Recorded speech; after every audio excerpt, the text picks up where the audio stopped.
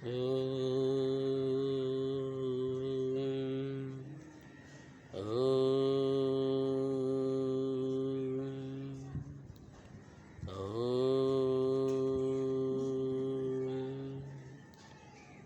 శ్రీ గురుభ్యో నమః. హరి ఓం. ఓం శుక్లాంబరధరం విష్ణుం శశివర్ణం చతుర్భుజం ప్రసన్నవదనం ధ్యాయే సర్వవిఘ్నోపశాంతయే అగజాన పద్మార్గం గజాన మహర్నిశం అనేకదంతం భక్తానం ఏకదంతముపాస్మయే. ఓం నారాయణం నమస్కృత్యం నరం చైవ నరోత్తమం దేవీం సరస్వతిం వ్యాసం తతో జయముదీరయతే. సభాభ్యాం సభాపతిభ్యశ్చ భో నమో నమః. పార్వతీ పరమేశ్వర సభకు నమస్కారం. ఈరోజు బ్రహ్మాండ పురాణం నుండి నీలలోహితుడు అంటే నిన్న అష్టమూర్తి తత్వం గురించి తెలుసుకున్నాం కదా. అతని శరీరం నుండి నియమం పట్టి భార్య సంతానం గురించి ఈరోజు తెలుసుకోబోతున్నాం. ముఖ్యంగా ఒకటి రౌద్ర అంటే రౌద్రుని. బ్రహ్మదేవుడికి ప్రియపుత్రుడిగా జన్మించిన రుద్రుడికి ప్రథమ శరీరం రౌద్రి అనే పేరుతో ప్రసిద్ధమైంది. ఆ రౌద్రుడికి భార్య సువర్చల, ఆమె కుమారుడు శనిశ్చరుడు. అలాగే ఆపో అంటే భవుడు రెండో శరీరం నీరు అని వ్యవహరించబడుతుంది. ఆ నీటికి అపో అంటే భార్య ధాత్రి, ఆమె కుమారుడు ఉషానుడు అనగా శుక్రుడు.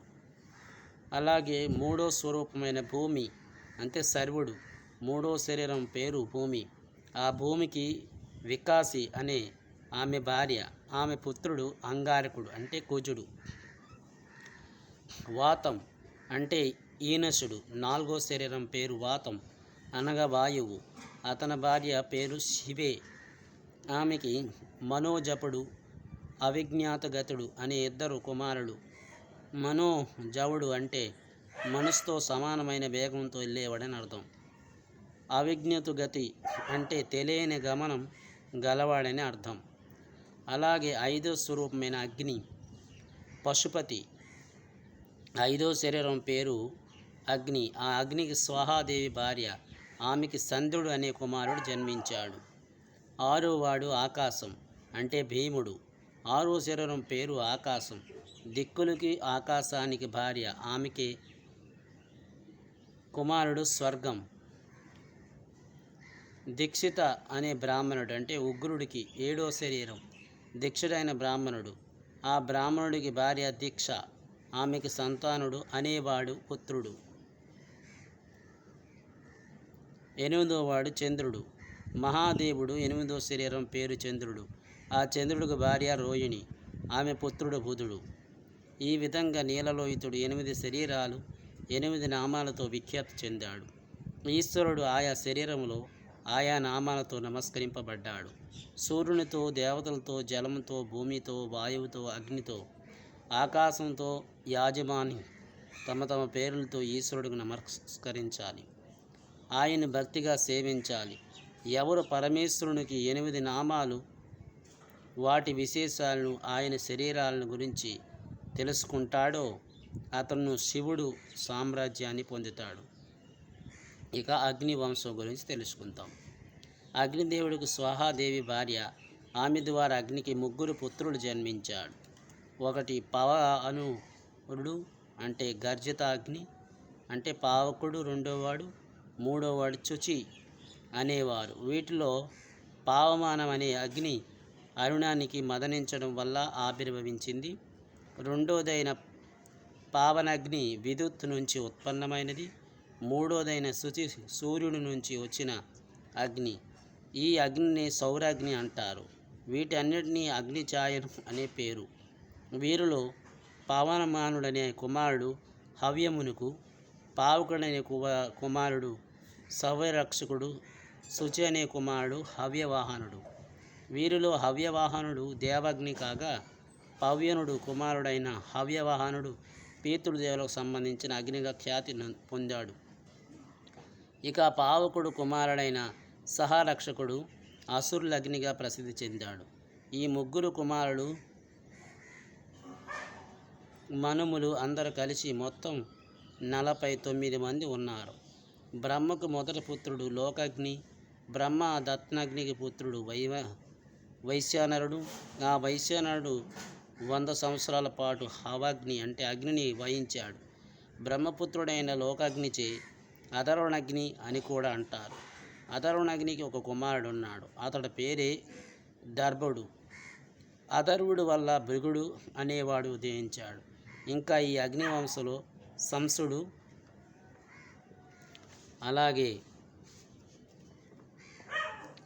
సుకుడు, అపసవ్యుడు, సవ్యుడు, విభుడు, ప్రవారణుడు, అగ్నిద్రుడు వంటి దృష్టలు అంటే ఆవుతగ్నులు వంటి వారు జన్మించారు.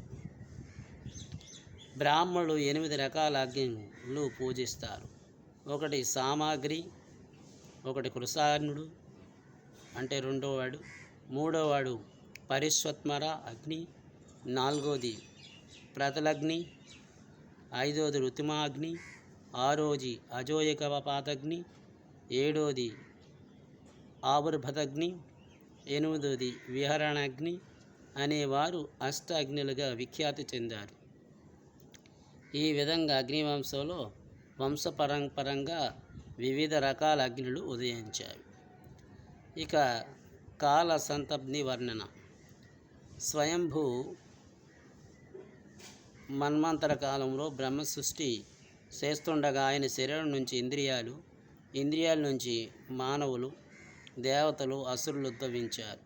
పితృదేవతలు కూడా ఆయన నుంచి ఆవిర్భవించారు. పితృదేవతలు కూడా ఆయన నుంచి ఆవిర్భవించిన బ్రహ్మ తన శరీరం నుంచి ఆవిర్భవించిన దేవతలను, మనుషులు, అసురులను చూసి ఎంతో గర్వించాడు. వీరినే కాక మరొక విధమైన సృష్టిని కూడా చేయాలని ఆయన తలచాడు. వెంటనే పక్క భాగం నుంచి పితృదేవతలు ఉదయించారు. మరో పక్క నుంచి వసంతం మొదలైన 6 ఋతువులు కూడా ఆవిర్భవించారు. ఈ ఋతువులను పితరులు అంటారు. ఋతువు పితరు దేవ అని వేద సూక్తం చెబుతుంది. గడిచిన మన్వాంతరాల్లో, రాబోయే మన్వాంతరాల్లో కూడా ఇదే విధానాన్ని పునరావృతమైంది. స్వయంభూ మన్వాంతరములో పితరులు అగ్నిసత్తులు, బర్షుతులు అనే పేర్లలో స్మరించబడ్డారు. వారిలో గృహస్థులు కానివారు యజ్ఞయాగాదులు ఆచరించిన వారై అగ్నిస్వత్తులకు సంబంధించిన పితరులుగా చెప్పబడ్డారు. నిత్యం నియమం పూర్వకంగా అగ్నిహోత్రాన్ని ఆచరించేవారు బారుసులుగా పరిగణించబడ్డారు. ఇదే విషయం వేదాల్లో ఋతువులు, పితరులు, దేవతలని స్పష్టంగా చెప్పబడింది. అలాగే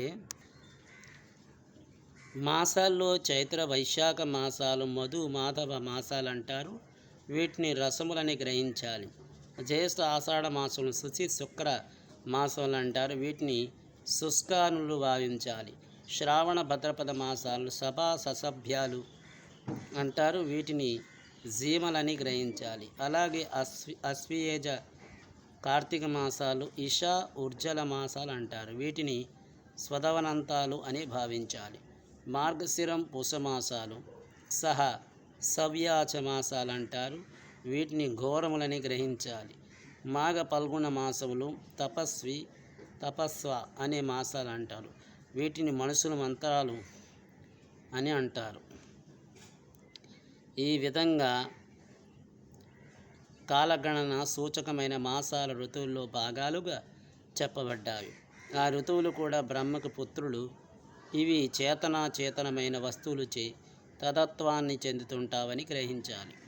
పగులు రాత్రి మాసాలు, ఋతువులు, ఆయనాలు, సంవత్సరాలు ఇవన్నీ స్థానాలు, తిథులు, సంధ్యలు, పక్షులు, 2 అర్ధమాసాలు, 1 మాసం, 2 మాసాలు, 1 ఋతువు, 3 ఋతువులు, 1 ఆయనం, 2 ఆయనములు, 1 సంవత్సరం అవుతుంది. ఇవన్నీ కాలగణనలో భాగాలు. కాలానికి సూర్యుడు జన్మస్థాన స్థితి అనగా కాలం సూర్యుడి నుంచే పుట్టిందని అర్థం. కాలం అనేది కనురెప్పల వ్యవధిలో పుట్టింది. కాలానికి ఎన్ని కళ్ళున్నావి, అందుకే అతను సంఖ్య చక్షువు అంటారు. రాత్రి పగలు అనేవి కాలానికి శరీరం, ఆకారం, నిమిషాలు అతని అవయవాలు, సంవత్సరం అతని తత్వం, ఆయన పేరే కళాత్మకుడు. ఆత్మ అతడు సంఖ్యాస్థానం. కాలమే ప్రజాపతి. భూత భవిష్యత్ వర్తమాన కాలాలు అతడు ప్రజలు. ఈ కాలం అవస్థ 5 విభాగాలుగా చెప్పబడ్డాయి. కాలంలో రోజు అర్ధమాసం అంటే పక్షం, మాసం ఋతువు ఆయనం మొదటి సంవత్సరం. అవే విభాగాలు కూడుకున్నవి. రెండోది పరివత్సరం, మూడోది ఇడవత్సరం, నాలుగోది హనువత్సరం, ఐదోది వత్సరం. ఈ 5 కాలాలు ఒక్కొక్కటి 5 సంవత్సరాల వ్యవధిలో ఉంటాయి. కాలానికి యాగం అనే పేరు. ఇక్కడ చెప్పిన 5 రకాల కాలాలనగా సంవత్సరం అనేది అగ్ని యుగంగా, రెండో పరివత్సరం అనేది సూర్యయుగంగా, షడత్వరం అనేది చంద్రదేవయుగంగా, నాలుగోది హనువత్సరం అనేది వాయుదేవయాగంగా, ఐదోది వత్సరం అనేది రుద్రదేవయాగంగా చెప్పబడ్డాయి. వీరు తత్వాలు ఏ విధంగా ఉంటుంటావో వీరికి మొదలైన క్రతువులు లేక అగ్నిగా చెప్పబడిన సంవత్సరం పరిగణింపబడుతుంది. తర్వాత సూర్యుడు కాలగ్ని కలిసి పరివత్సరంగా ఏర్పడ్డాయి.